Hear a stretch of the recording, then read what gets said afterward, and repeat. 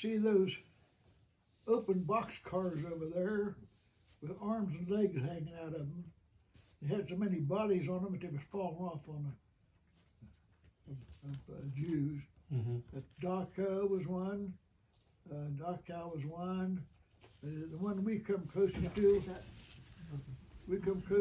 was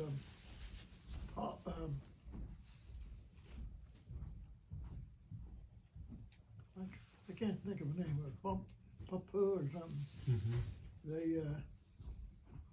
They get us around out in the country. When we got near those places over there where those box cars where those open cars had bodies on them, they managed to get us way away from them, as far as to get away from them.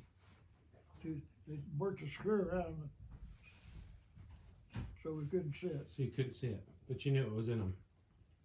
Well, you could see once or twice, once it kind of slipped up, and we, the early group, got a glimpse of it down over there, and they said it's pretty horrible. Hmm. They had those ovens, you know, where they incinerated these people, and they were horrible. They did thousands of them. And that. Maybe nearly 1 million of them, I don't know, in that Holocaust. That and so was your POW camp close to the concentration camps? Not right there. Okay. It's when it was on the road when we got close to that kind of stuff. When Closest to it. One German told us that those German guards, they go separate all them young girls, 14-year-old and stuff. And he said they'd use them for their own benefit. Mm. Some friendly. This one guy, he kept saying New York, New York. He knew they was beaten, but he kept. I think he wanted someone to take him back to New York. The German did? Yeah. So when you're on your march and you're going 500 miles,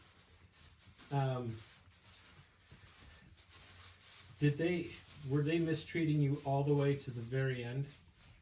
To the very end, no, because I'd say two weeks before we was captured, everything about them Germans changed. Everything. So once they knew they were getting beat, they tried to be nice, or did they? They just, like I say, there's this one guy. He kept talking about New York, and others come up and he couldn't speak English, but I could. But he knew he was offering you something. Didn't know what he was offering you. He was offering you something, rather, cigarettes or something. So they were.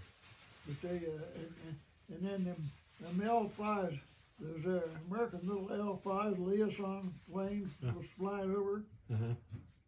About 2 weeks out, them birds kept flying over, and they wasn't very high. They were just flying right over by the top of us, just like it giving us a message right there. Huh. And I see the Germans got that message too. They knew they was done for then. They knew it was. Did the U.S. Try to drop aid packages? Did they recognize your big column of POWs? Did they ever drop packages to you? You know, at one point they did do that. Okay. They did drop some packages, but I think they got them. I don't know. We never on that road. I tell you, that's where we lost all the weight. We couldn't eat and had dysentery. Everybody had dysentery. I think everybody in that place had dysentery. Wow. The worst kind of dysentery. Did you ever get to meet Patton let's go back real quick. So you get to the bridge. Yeah. And that transition. And was there a peaceful transition between leaving occupied Germany to liberated? So did you guys have to just run across the bridge? No, we just kind of seen them over there, and them guys those guys, you could tell them guys had been through a war.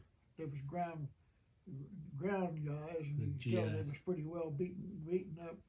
And there was some of them in jeeps out in the front. They stood up in there and started waving at us and everything. So we gradually, the group just started going across the bridge real.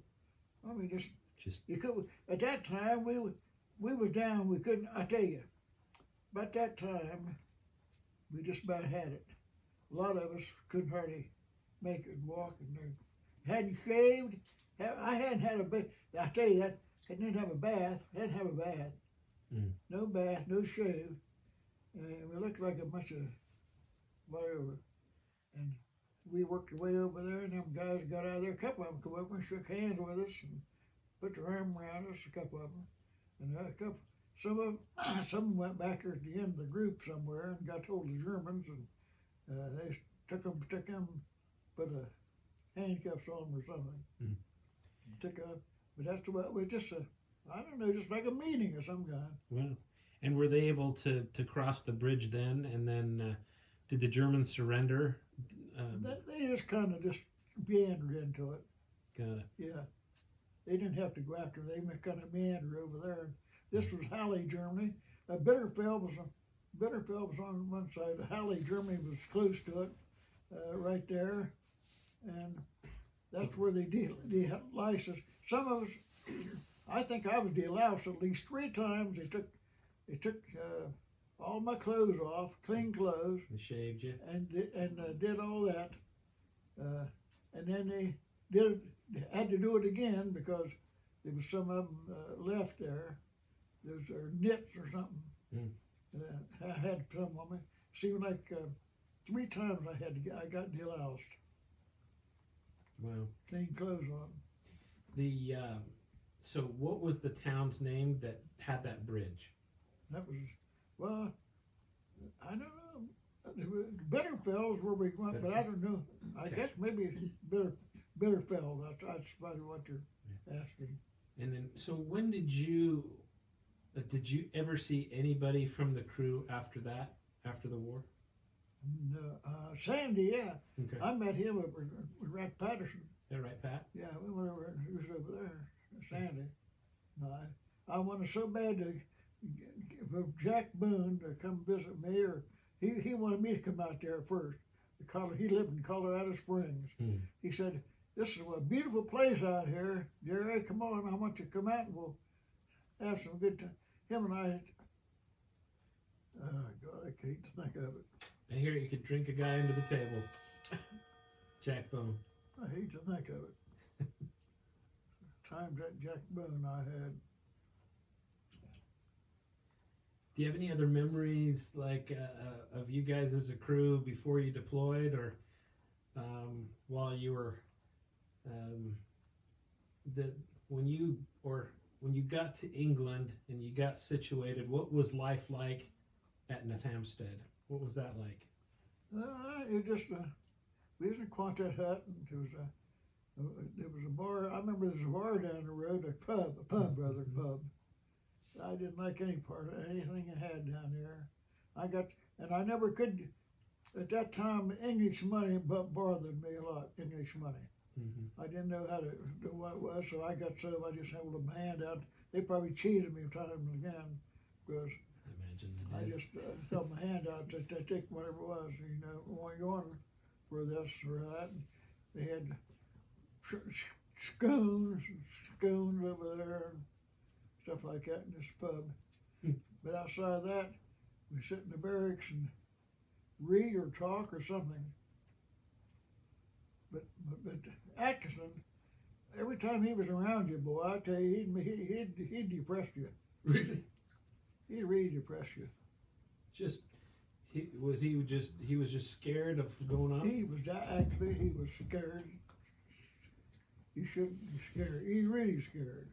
So George, in his letters back, he mentioned that there was one person that he really had to keep his eye on, or he was just worried about. Is that right? Yeah, and he might have been referring to Lieutenant Atkinson. Well, I don't know where Atkinson told everybody about that or not, but he told Jack and I about it plenty of times. How Just scared to death. He was scared. I said, boy, I said, I am too. I'm scared, but I said, we're going to have a up here anyway, whether I'm scared or not. You know, it's amazing what you did, what your whole crew did, what the 8th Air Force. I'm still, the more I research this, the more it was 1,000,001 ways to die. I mean, like, for example, there were guys that they died because the bullets would shear the oxygen line, Yeah. and they wouldn't know, and they'd just be sitting there, and then all of a sudden they just go to sleep, Yeah. just because they just didn't have oxygen. Even going to the bathroom was a traumatic ordeal.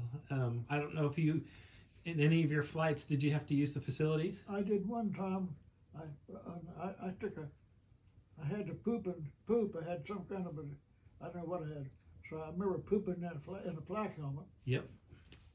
I do. I read a story about a guy who pooped in the flak helmet, and then they got flaked, and so he put his helmet on, but the poop had froze, and so he put the helmet on, and it was frozen, and then his hot head warmed it up, and then it just kind of came down. And so, or another gentleman, I don't know. That's what it means. They would tie strings because obviously if it's cold, it can be hard to find when you had to pee. But they tie a string around, and then if they had to go pee, they'd pull the string, and then there was a funnel where you could pee. And one gentleman had gotten too close to the funnel, and it's 21,000 feet. Everything's cold as ice, and he got too close, and it just stuck to the funnel. And so he's just like, okay, here's the dilemma. If I leave it there, then I'm going to get frostbite, and I'm going to lose it. Yeah. Or if I have to pull it, it's going to rip. Yeah. So he chose to rip. And he said, you remember, it didn't bleed because it was frozen. He went, as soon as they landed, he went to the aid station, and they said, well, do I get a Purple Heart for this? And he said no. And so it's just amazing, the stories and what all of the crews, the experiences that they had. And it's interesting the similarities and some of the same things happened to your crew as other crews that I have read about. But just amazing.